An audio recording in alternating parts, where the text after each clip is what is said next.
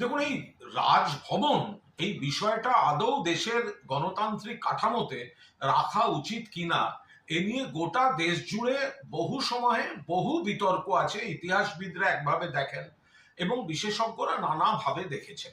তো এখন এর সঙ্গে রাজনীতি জুড়ে মন্তব্য না করাই ভালো, কারণ এই পরিস্থিতিতে যেটা রাজ্যপালের যা যা ভূমিকা বা দায়িত্ব সেটা সংবিধানে নির্দিষ্ট করে দেওয়া আছে।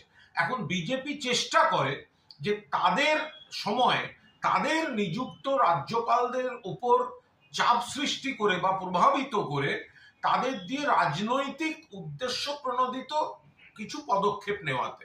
কিন্তু সংবিধানে যেটা লেখা আছে, যদি শুধু সেটাই হয়, সেটা রাজভবন হোক বা লোকভবন হোক বা যাই, এটার মধ্যে রাজনীতি না ঢুকিয়ে সাংবিধানিকভাবে সংবিধানে রাজ্যপালদের যে দায়িত্বটা লেখা আছে এবং রাজ্য সরকারের সঙ্গে, কারণ রাজ্য সরকার হচ্ছে নির্বাচিত সরকার, জনগণের দ্বারা নির্বাচিত সরকার, আর রাজ্যপাল পদটি সারা দেশেই মনোনীত পদ, কেন্দ্রীয় সরকার রাষ্ট্রপতি ওখান থেকে পাঠাচ্ছেন।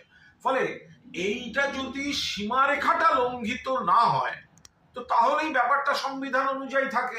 এবার বিজেপি সেটাকে দিয়ে রাজনীতি করাতে চায়, তাই ব্যক্তি রাজ্যপালরা বিতর্কে জড়িয়ে পড়েন।